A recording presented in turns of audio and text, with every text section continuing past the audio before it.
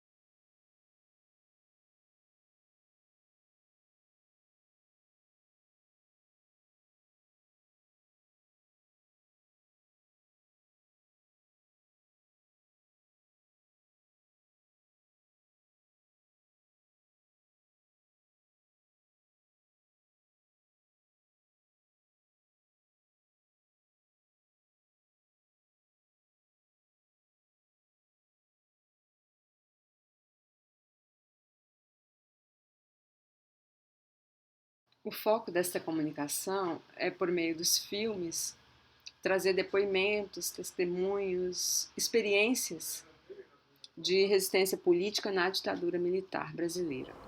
A Chica pertencia a um negócio que nós chamávamos de GRUMA, Grupo de Manutenção. Era um grupo de pessoas que fazia tarefas de infraestrutura e ela foi encarregada de me receber no Rio de Janeiro, sem me conhecer. Eu fui preso, não sabia o nome dela. Eu descobri o nome dela depois de preso, depois de um mês de preso. Fiquei sabendo pela polícia. Aí ela conseguiu o outro aparelho, Benedício Vasconcelos, que era uma das orientações da organização, que era sair da Zona Sul. E nós ficamos cerca de um mês nesse aparelho. A Maria Auxiliadora me disse, olha, tem um companheiro de São Paulo, como é que é o nome de guerra, Michael? Não está aqui. Joaquim. Joaquim, né? Ele está aqui, precisa de um aparelho. O que você acha de ele vir para o nosso aparelho? Embora a gente procurasse aguçar todo o nosso espírito de observação, de atenção, de cuidado, que são necessários numa vida clandestina, como a que levava, nos descuidamos dessa vez. Então a casa foi cercada, metralhada, bombardeada e houve reação de nossa parte.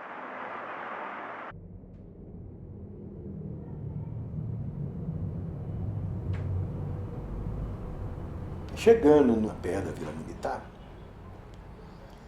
eles nos levaram os três para uma sessão de torturas coletiva.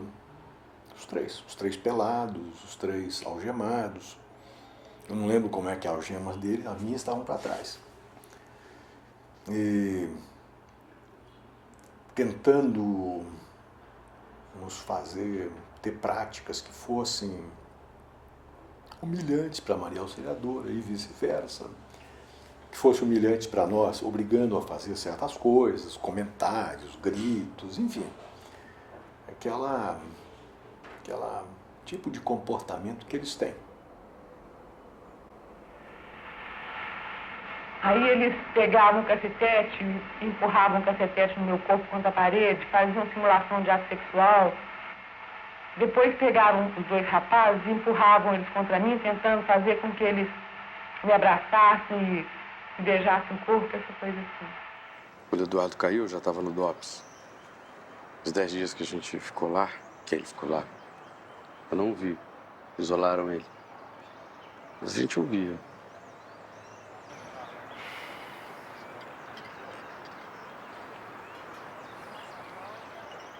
Aí um dia a gente não ouviu mais e eu entendi que tinham levado ele. Levado pra onde? Ele não morreu na cadeia?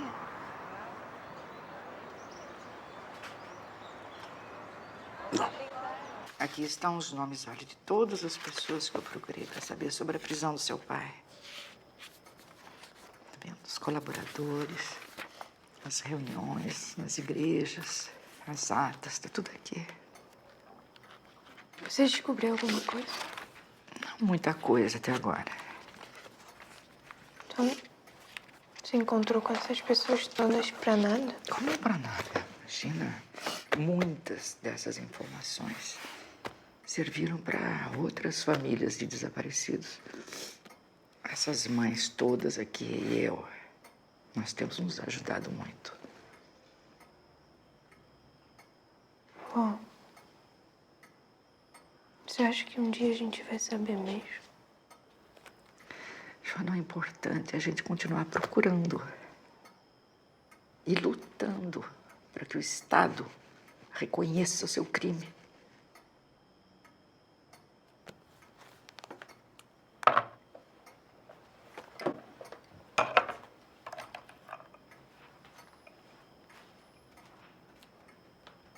Terror.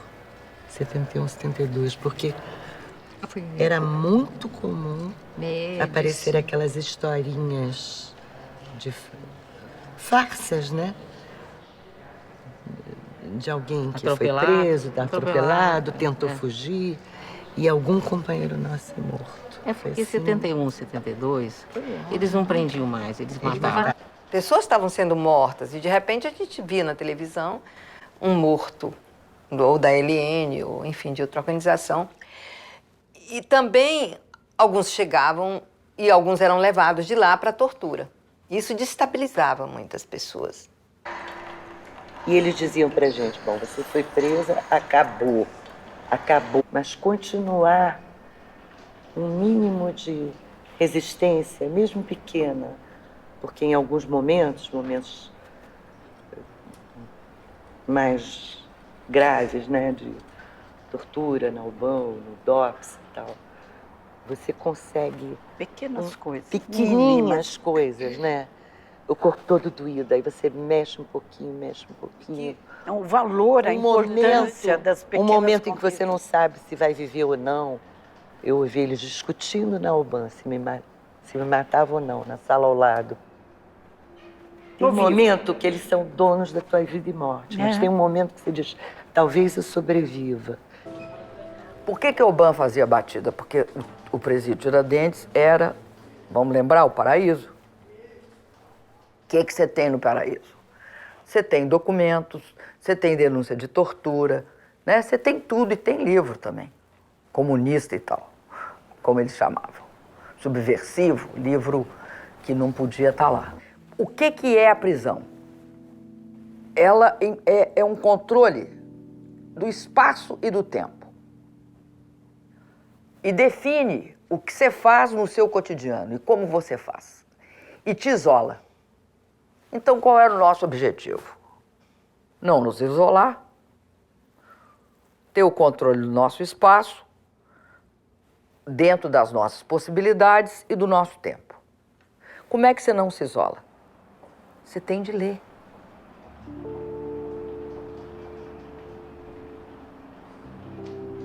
É preciso não ter medo. É preciso ter a coragem de dizer aos que têm vocação para escravo, mas aos escravos que se revoltam contra a escravidão. Não ficar de joelhos, que não é racional renunciar a ser livre. É fundamental que um ex-preso político vire uma pessoa e não um ex-preso político. Um presídio político, um centro de resistência política, foi um presídio dessa ditadura. Então, essa ditadura fez coisas, né, que eu acho que é preciso que isso seja realmente conhecido, que isso seja... É a memória, né? Você tem que resgatar isso. Está mais do que na hora que a gente coloque as coisas, que a gente fique o mais claro possível, que as relações sejam feitas, que a gente possa ligar isso que a gente viveu e ao que está acontecendo hoje. Talvez a gente não tenha conseguido transmitir o que é a ditadura de fato, o que foi vivido neste país. O que, não só quem foi preso, mas como isso afetou todas as relações, né? A censura, o silêncio, as perseguições e tudo mais, né? O grande silêncio aqui de fora, né? Que de alguma forma cobertava a grande violência que eles faziam de outro lado. E o que significa a demolição daquele presídio? É uma forma de apagar aquela memória. Então, as ações de silenciamento dessa história toda, elas vêm acontecendo. O desaparecido político, né, esse fenômeno do desaparecimento político, que é diferente da morte, né, porque não se encontra o cadáver, não é dado à família o direito de enterrar o seu morto, isso pressupõe o ocultamento, e toda uma tecnologia do Estado naquele momento de ocultar, né, esses atos de violência, ocultar os corpos. Nós temos muitos que foram atingidos pela violência do Estado, né? O senhor identifica essas pessoas? Eu conheço o Veras. Veras foi executado por mim. Nestor Veras. Né? Essa fotografia tal, esse daqui foi, eu não estou lembrando o nome, mas foi incinerado em Campos. Sim. Por mim. Foi morto na Casa da Morte. Em Petrópolis. Em Petrópolis. E o corpo dele eu já o recebi, ele morto já. E foi incinerado em Campos. Esse aqui também foi Campos. O que eles têm em comum? Eram líderes dos partidos comunistas, né? 19 integrantes do Comitê Central do Partido Comunista Brasileiro, perfeitamente, né? E que foram mortos entre 73 e 76. Foram incinerados, foi por aí. E esse conjunto de mortes caracteriza, então, uma operação, né? Que é a Operação Radar, né? Exato. Só lá eu levei 12 corpos para ser incinerados ali, na usina de Campos, né? Eu recebia esses corpos em sacos pretos e levava numa viatura até Campos. Era-me entregue pelo Coronel Perdigão em todos os lugares. No seu carro particular? Não, em algumas vezes foi em viatura de lá, mas descaracterizada, do próprio SNI. Mas isso quer dizer, então, que a ditadura ela tinha uma relação muito íntima com parte do empresariado brasileiro, né? Muito, com certeza. Nós podemos dizer, então, que essa ditadura foi uma ditadura militar, civil e empresarial? Com certeza.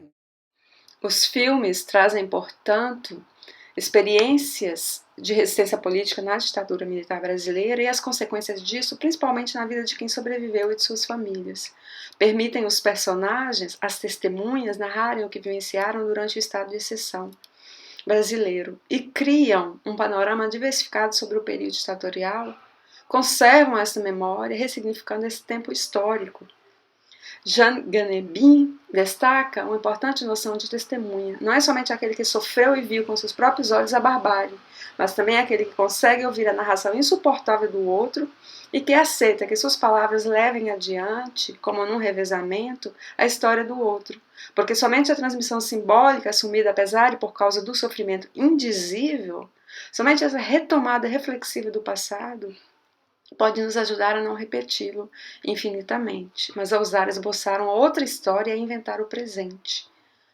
Walter Benjamin defende que a história é objeto de uma construção cujo lugar não é o tempo homogêneo e vazio, mas aquele preenchido pelo tempo agora, que no Brasil, infelizmente, está outra vez cheio de violência, repressão e autoritarismo.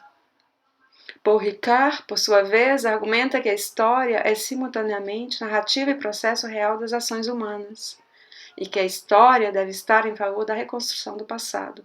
Nesse sentido, salienta a importância do cinema e dos filmes em questão como meio de lembrar e reconstruir o passado e de questionar criticamente as históricas práticas autoritárias no Brasil. Pensando outra vez com Ganebin, é preciso lembrar as marcas históricas do passado, neste caso da ditadura brasileira, para que a memória não corra o risco de recair numa espécie de celebração vazia confiscada pela história oficial. A rememoração do passado demanda uma atenção precisa ao presente. Em particular, as estranhas ressurgências do passado no Brasil nos dias que correm. E não se trata somente de não se esquecer do passado, mas também de agir sobre o presente. A fidelidade ao passado, não sendo um fim em si, visa a transformação do presente. Os governos ditatoriais brasileiros sempre buscaram apagar os rastros desse período sombrio da nossa história. Em 2019, quando da rememoração dos 55 anos do regime militar, o atual governo brasileiro disse que o golpe de 64 deve ser lembrado não como algo ruim, mas algo a comemorar.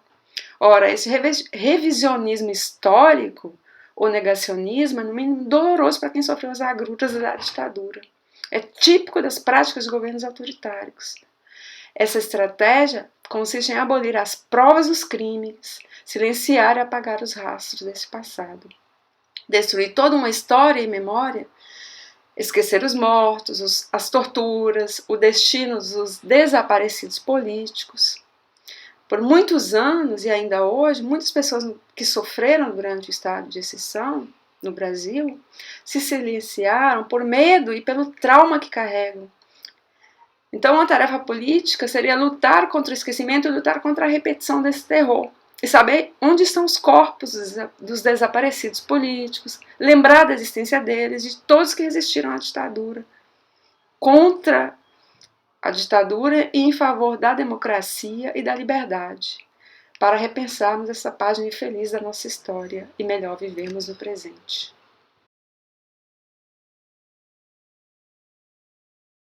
Que os filmes ajudem não apenas repensar o passado, né, mas construir o presente e o futuro. Bem, eu agradeço mais uma vez a possibilidade de participar desse seminário tão importante para refletirmos o cinema político e essas experiências de resistências ao período ditatorial. E me coloco à disposição para esclarecer alguma pergunta, alguma dúvida e para o debate, se houver. Eu vou deixar seguir um slide com sugestões de sites para quem quiser saber mais sobre esse tema da ditadura. E é isso, muito obrigada.